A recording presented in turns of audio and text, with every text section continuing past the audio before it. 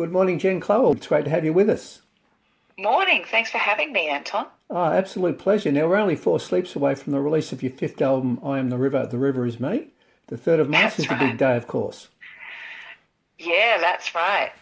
Exciting times. It's a busy week ahead of release. Lots of things popping up on my schedule, but really excited to have this record out in the world. Yeah, Yeah, that's great. Look, it's been more than 5 years since your last solo album.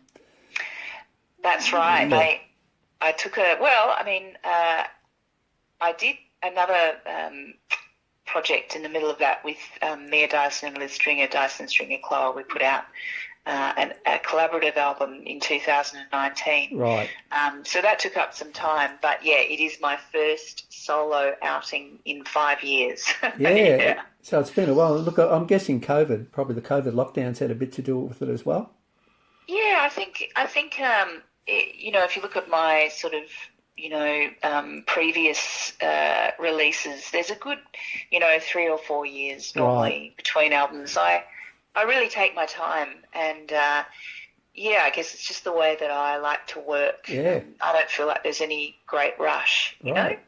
Yeah, fantastic. But we know that the overall mood of the new album, mood and themes of the new album, centre around your Maori heritage. That's right. Can you expand a little bit on this for us? Yeah, absolutely. So the name of the album is actually a Māori saying or proverb, which is ko te awa ko, or I am the river is me. And I think the album really does reflect that connection that Māori have to the land, water and sky in Aotearoa, New Zealand. And this album really leans into my matrilineal line, my mother's family, which is Ngāpuhi and Ngāti Kahu ki Whangaroa, iwi from the far north of Aotearoa, New Zealand. Right. And it's the first time that I've written songs that weave te reo Māori, so the Māori language, throughout. Yeah, so something new. Yeah, that's fantastic. And look, you'll have to excuse my Maori, but te reo Maori language. Yeah, Yeah, it no, appears in great. some of the lyrics on the album.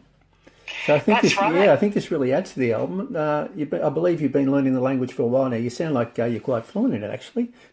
Yeah, well, I've definitely, been learning the basics, Right. the basics of the language for the last 4 years or so. So my pronunciation definitely sounds a lot better than it did 4 years ago. That Right. takes a little while to get the Yeah. vowel sounds right, but Right. I'm a little way off, being able to have a conversation, for example, but that will come. Right. And it's a fairly complicated language, is it, for us? Look, I think that, Yeah. I only know the English language, so I don't have much to sort of compare it by. But I think what is tricky is I guess learning not just the language, but learning how to think in the language. Right. That's the whole thing. Okay. Yeah. Yeah. Great. Yeah. Look, now you sing and play guitar on the album, of course, but what about the other contributors to the album? Can you tell us a little bit about some of them?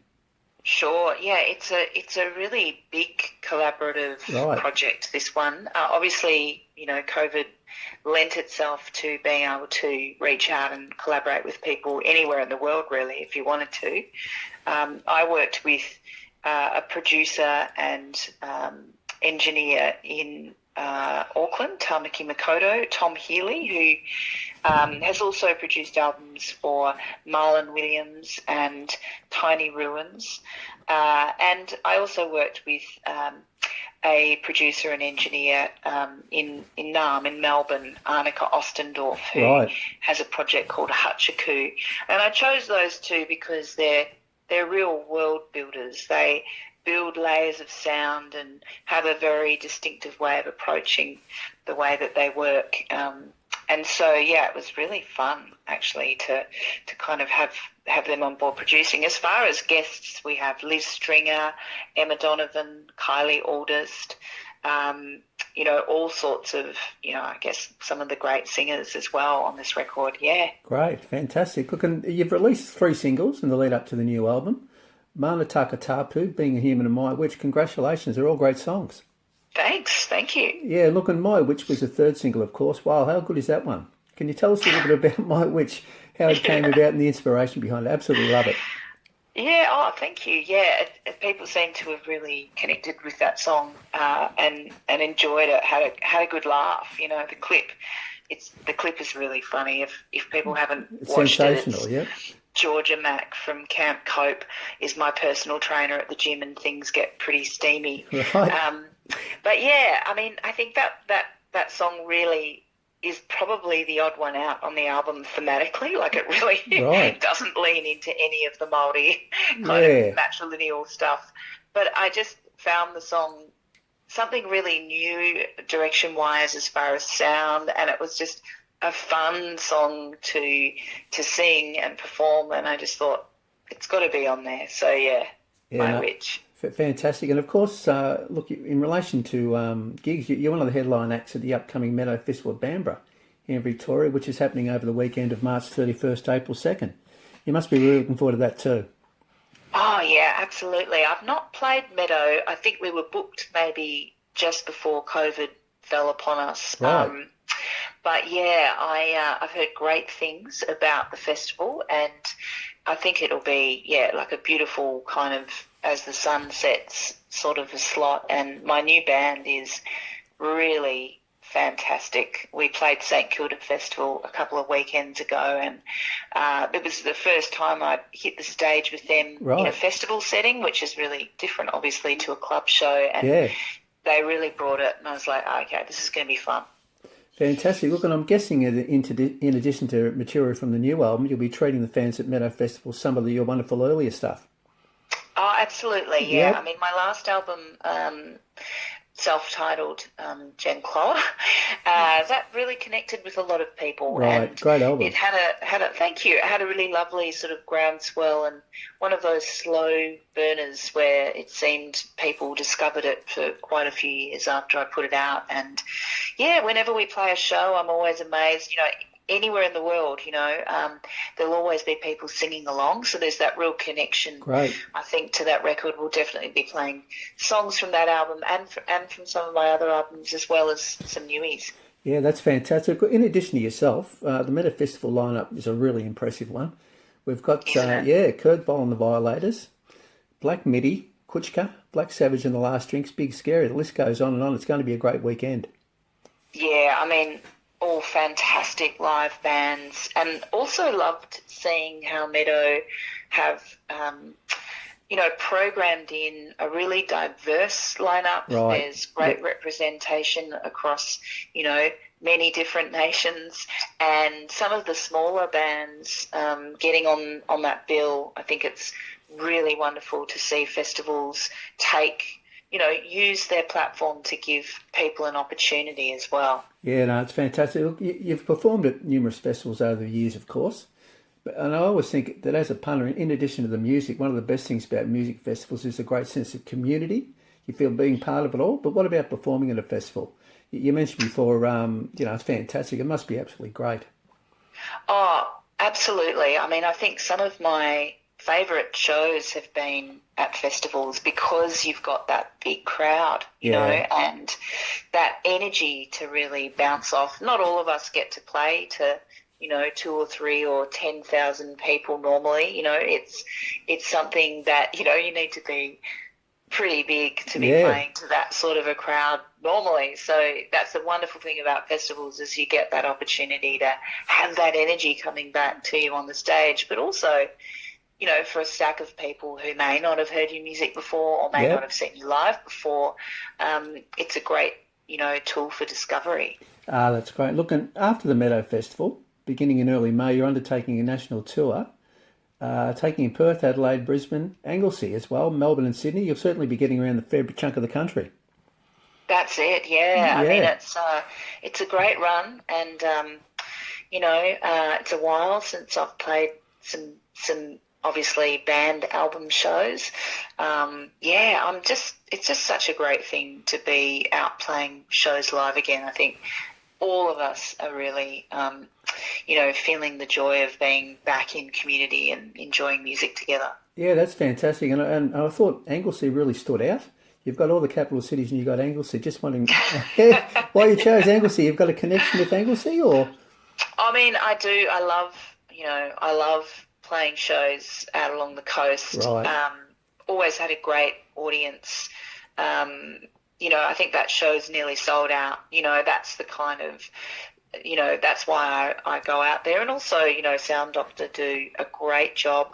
They're really onto it, and they really represent, I think, the way I look at live music in this country is it's always about, people. It's always about a couple of people who put in a lot of hard work to build that community, in their town. So love to support shows like that. Yeah, that's fantastic. Look, we need to talk a little bit about the very early days of Jen Cloher's music career for a moment, if that's okay. Sure. Yeah, well, what are your memories of the early days? When and how did it all start? Yeah, well, I mean, I guess, whether we're going back to my sort of first album or whether we're going back to when I first sort of discovered music. Yeah, I was hoping to go right back to the really early days when you first started out. Sweet. Yeah. Well, I mean, I think, always loved music, grew up in a family that listened to a lot of music. My mum played a lot of the soul and blues divas of the 60s and 70s, people like Aretha Franklin and Billie Holiday, Ella Fitzgerald. But yeah, I think, for me, the moment where it all sort of shifted was I was actually in Sydney training at NIDA, which is the big acting school up here, and I'm actually in Sydney at the moment while I'm speaking to you, hence the up here part of it. And I bought my first second-hand guitar and would write songs in the girls' change rooms when I didn't feel like going to class. And one thing led to another, and it became my focus and my passion. I graduated from NIDA, but I actually kind of moved into writing songs. And, a few years later I moved to Melbourne because I knew that the music scene there was really happening, and recorded my first album, and unexpectedly was nominated for an ARIA for Best Female Artist. Certainly nothing that I would have ever imagined. Great. Yeah, from that moment on it just became something that I was able to pursue as a career. Yeah, that's fantastic. And what about the acting side of things? You've sort of put that on the back burner, or you've done any acting? I sort of feel like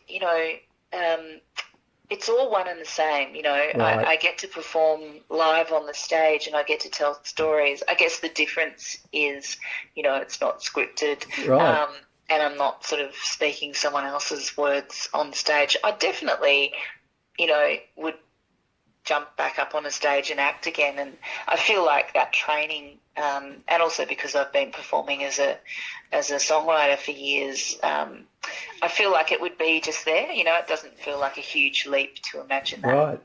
Yeah, fantastic. Look, you mentioned Dyson Stringer Cloher, the album, that came out in 2019. Look, before we let you go, can you tell us what's happening there? Is there sort of any plans in the future, in the not too distant future, for you guys to get back together again and perform?